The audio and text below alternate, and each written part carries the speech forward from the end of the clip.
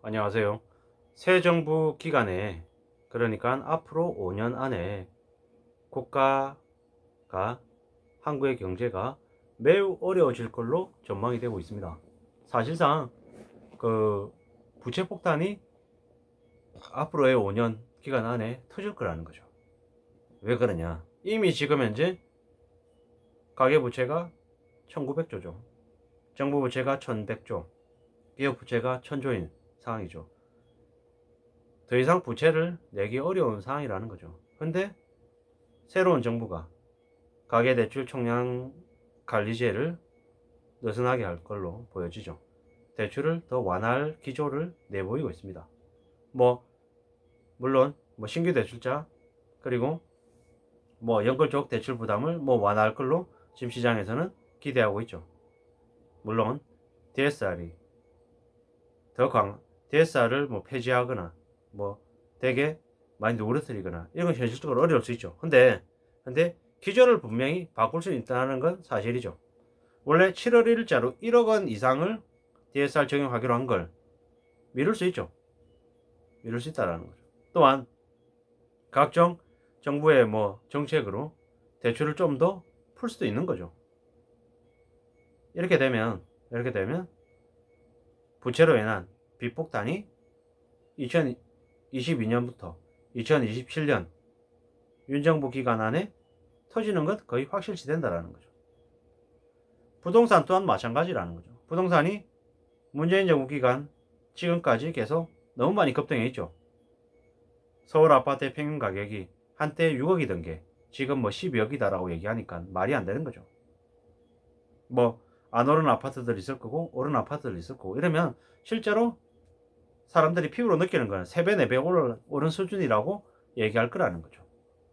그런 상황인데 집값을 더 부양하겠다고 각종 규제를 풀고 더 이렇게 분위기 몰이를 해가면 부동산 시장이 어떻게 되겠냐라는 거죠. 대출이 어떻게 되겠냐라는 거죠. 그냥 터지는 거죠. 연착륙을 지키고 서서히 이렇게 부채의 문제를 긴 호흡으로 좀 다듬어 나가고 줄여 나가야 되는데 줄여 나가는 게 아니라 그 관리하는 수준을 놔버리겠다라고 시장에 시그널을 주면 그냥 아수라장 되는 거죠. 초토화 되거나 아니면 돈 더 벌거나 그냥 오징어 게임하고 똑같은 거죠. 심각한 생존 게임으로 아마 들어갈 거라는 거죠. 미국이 기준금리를 3월부터 올렸잖아요. 미국이 기준금리를 앞으로 올리는 수준이 어느 정도일까를 그 분석한 그 자료가 이제 국제금융센터에 있는데 그 자료를 보면 뭐라고 되어 있냐면 최소 오른 게 3%, 최대 오른 게 9%이거든요. 근데 그 안에 이제 들어갈 걸로 보는 거죠. 사실상 3%가 최저이라는 거죠. 미국이 기준금리 올리는 수준이 최소로 올렸을 때가 3%인 거고 4%, 5%, 6%? 9%까지는 가지 않겠지만 그렇지만 4%, 5%, 6%를 충분히 갈 수 있다라는 거죠. 3%가 최저라는 거죠. 그러면 예를 들어서 미국 기준금리를 4%까지 올린다고 치면 한국은 어떻게 되겠냐고요. 한국 기준금리 4.75에서 5.0까지 올려야 되는 거잖아요. 기준금리가 그러면 시중금리는요. 그냥 10%, 12%, 15% 그냥 올라가는 거죠. 지금 이제 1.25% 수준인데도 지금 시중에 그 주택담보대출의 최상단선이 5.66이더라고요. 이번에 5.66. 근데 이게 기준금리가 한국이 1.5가 되고 1.75가 되고 2.0이 되면 올 연말 되면 최상단폭이 8%까지 도달하는 것도 충분히 가능한 얘기인 거죠. 근데 내년까지 해가지고 미국이 기준금리를 3.5%까지 올린다고 해보자고요. 3%까지 올린다고 해보자고요. 한국은요. 한국 그러면 3.75에서 4%까지 가야 되는 거죠. 한국 기준금리 4% 가면 시중금리 10%는 그냥인 거죠. 두 자릿수가 그냥이라는 더 심한 사람들은 12%, 15%의 대출도 감당해야 된다라는 거죠. 이게 닥칠 현실인데 근데 대출 총량제 관리를 느슨하게 한다고요? 어떻게 될까요? 아수라장 되는 거죠. 아수라장. 계속 은행들이 뭐 정권의 입맛대로 계속 대출을 늘릴 수 있을까요? 아니죠. 뭐 신용 점수에 따라 가지고 대출을 감당 못하는 사람들, 대출 뭐 상환을 제대로 못할 사람들에게는 가상금리를 물려서 더 많은 이자를 요구하겠죠. 그게 현실이라는 거죠. 뭐 이미 그동안에 지금 정부 기간 동안에 감당 못할 빚을 많은 이들에게 떠넘겼죠. 빚내기 했죠. 그런 분위기를 앞으로 더 한다? 그럼 터질 수밖에 없는 거죠. 뭐 여력이 있어야지. 빚을 낼 수 있는 여력이 있어야지 뭐 분위기를 더 만들고 빚을 더 내게 해주고 뭐 이러저러 하는 건데 지금 이제 이미 목과에 차 있는 상태죠. 언제 터져도 하나도 놀랍지 않죠. 내일 당장 한국의 경제가 IMF에게 손 내밀어야 되는 IMF 체제로 들어섭니다라고 얘기해도 놀랍지 않다라는 거죠. GDP 대비 가계부채가 얼마 수준입니까? 이미 100%를 넘어섰죠. OECD 국가 중에서 가장 최악이죠. 누가 그걸 자세히 얘기한 사람 있습니까? 없죠. 대한민국에서 한국의 경제가 되게 심각합니다. 안 좋은 상태입니다. 라고 지속적으로 계속 꾸준히 얘기하는 사람 몇이나 되냐고요.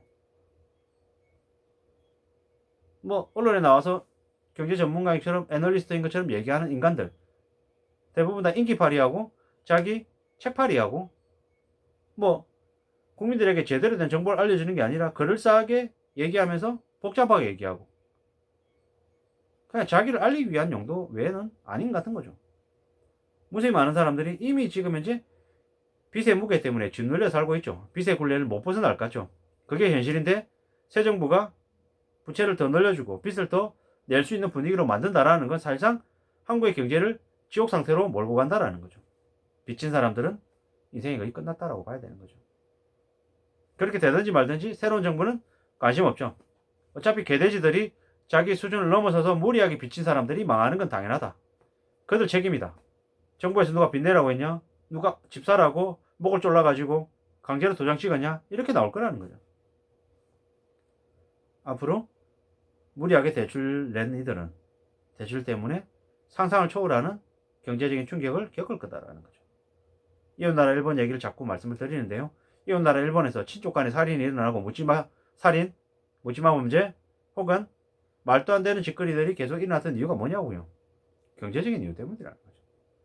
도시락 싸가고 남녀가 데이트하는데도 데이트 비용을 절반으로 딱 잘라서 내고 결혼 피로연에서조차도 남자 여자들 친구들이 각각 n분의 1에서 내야 되는 상황. 이게 뭐냐고요.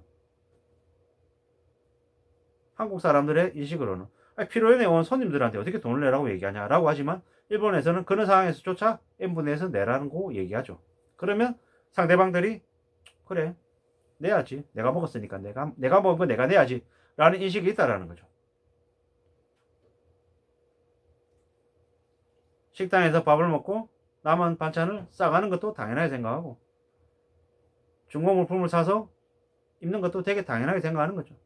자전거 타고 출퇴근하는 것도 당연하고 걸어 다니는 것도 당연하고 당연한 게 너무 많죠. 이웃나라 일본이 한국보다 경제적인 수준이 훨씬 더 앞서 있는 이미 겪은 선진국이잖아요. 일본의 사례를 보고 한국의 가계부채나 기업부채, 정부부채를 연장시킬 방안을 고민해야 되는데 지금의 정부는 정권 말기에 가서 관리하는 척을 했죠. 그 전에 너무 많은 사고를 쳐놨던 거죠. 그리고 앞으로 들어설 정부는 대려 그런 가계부채 관리나 아니면은 그러한 것들을 연장시킬 의지는 없고 자기가 있는 기간 동안에 최대한 펌프질해서 거품 더 키워서 더 좋아 보이게끔 만들려는 그런 모습들이 더 많은 것 같은 거죠. 제가 뭐 정치적으로 보수다, 진보다 이런 것들을 얘기하려면 아니라 정치적인 그 정부의 성향과 그 경제적인 상황이 밀접하게 연관이 되어 있기 때문에 본의 아니게 정치적인 부분들을 같이 말씀드리는 건 양해를 꼭 부탁드립니다. 예. 정부의 방향, 기조가 곧 우리의 경제 상황, 실물 경제하고 직접적인 연관이 있기 때문에 이렇게 말씀을 드리게 되는 건 예, 불가피한 일이다라고 좀 봐주시면 좋을 것 같고요. 대선 이후에 대출 완화 분위기가 계속 늘어난다고 하는데 이 때문에 한국의 경제가 겪게 될 충격 그리고 보통의 사람들이 감당해야 될 그 쇼크가 더 클 것 같아서 우려스럽습니다. 아무쪼록 함부로 비치지 말고 자기 삶을 잘 지켜나가면서 최선을 다해서 삶을 헤쳐나가야 될 것 같습니다. 이 힘들고 어려운 시기를 잘 극복해 나가야 될 것 같습니다. 미국의 금리 인상이 잠시 잠깐 아주 조금 오르고 그치는 게 아니라 매우 높은 수준으로 올라갈 것이다 라는 게 닥칠 현실임을 잊어서는 안 될 것 같습니다. 이상입니다.